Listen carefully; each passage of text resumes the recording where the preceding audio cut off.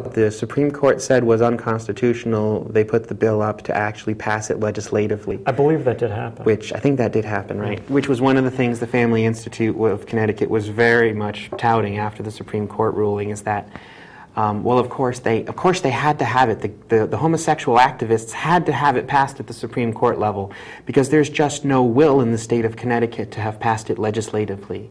This was their fallback on the mat statement, and well, so untrue. Well, there you go. It got passed legislatively now as well. Yeah, there were some polls done about this, and if you take push polling out, and so that you ask people honest questions without leading them, right, and it does appear.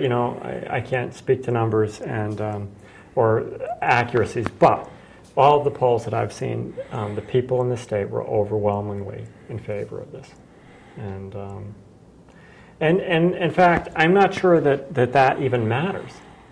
When it comes to it's good that the people are in favor, right. But when it comes to discrimination, I'm not sure it matters if the people are really for it. Discrimination is a bad thing, and anti-discrimination legislation is designed to protect the few from the many. Yep. So it's a fundamental tenet of our country that we protect marginalized people and those people, the minorities, the people that don't have the numbers to really defend themselves. Yep. And I think we need to remember that. Yeah, and there's something to be said for majority rule, but like you said, there are certain times in our history, and we can look back and we can see some very successful ones where what's right and just has to be led from Congress or from the bench. And I know folks will call, activist judge this and that, but each side has their activist judges. And, an activist judge nowadays is a judge that has an opinion on something. Yeah. You can have an opinion on something and still make an impartial decision.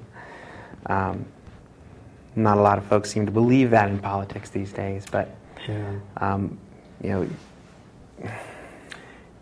Sometimes you got to fight for what's right. So in the case, in a lot of cases, laws get passed to protect people who are in the minority, even though the minority themselves wouldn't have had the votes, public support to do it. That's right. Abraham Lincoln. he paid a huge price. He paid with his life for what he believed in, and started the bloodiest war in our country's history for the benefit of a minority group, among other things. But it was a significant part of it. Yeah, but sometimes you just have to do what's right. Yep. And I'm not saying that the Civil War was a good thing. The Civil War was a horrible thing. No, but the stance he took on emancipation was correct. Was a correct stance. Yeah, there's no doubt about that now, is there?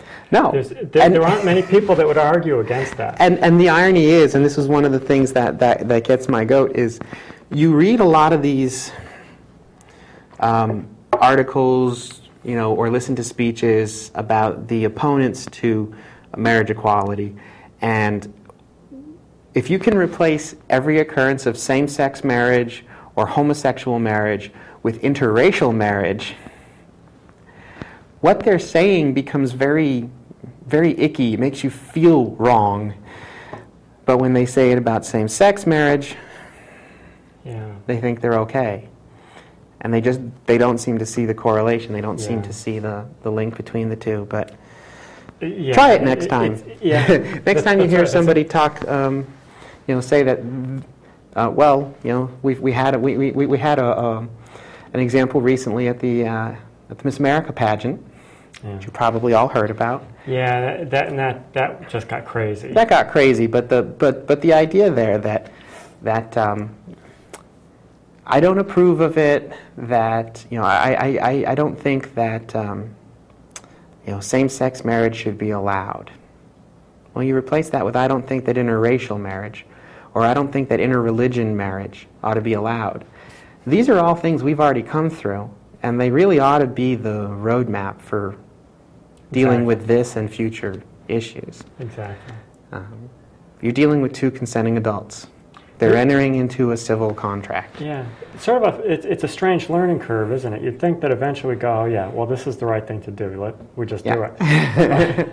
But we don't seem to be learning, but hopefully we will make. We're making progress. And, Yep.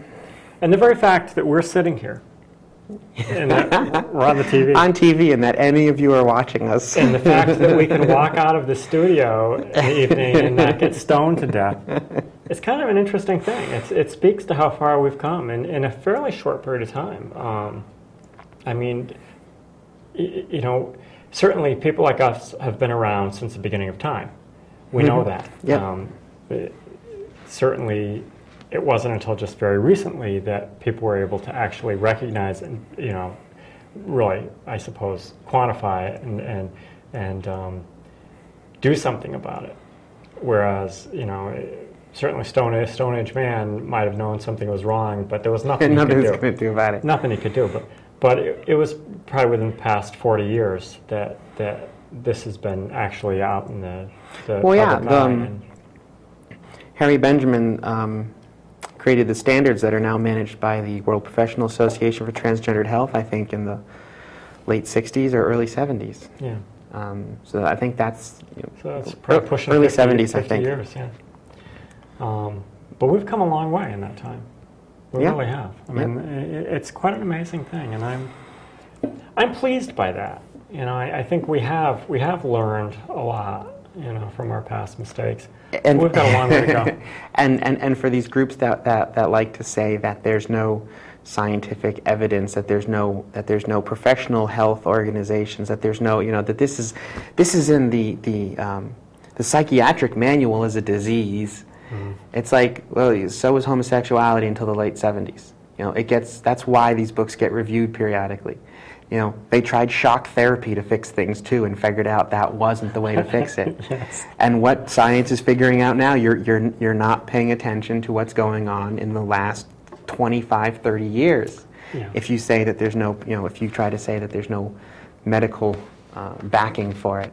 Yeah.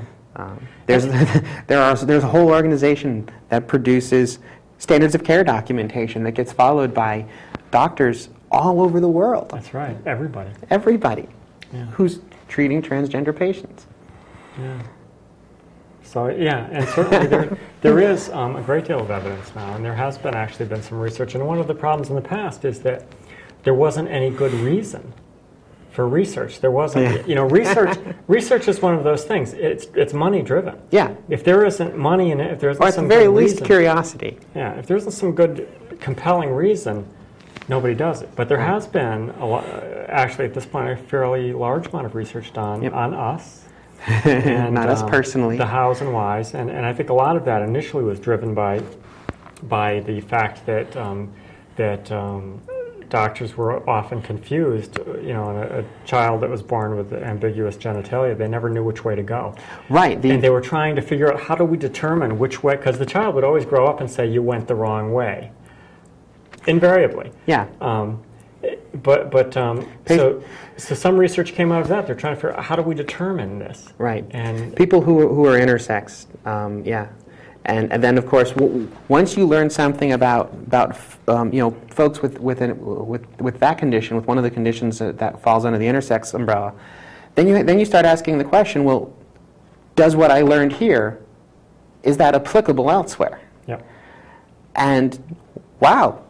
There are several communities that we can try and see if this applies to, if this helps us understand any better. It's the general question in science.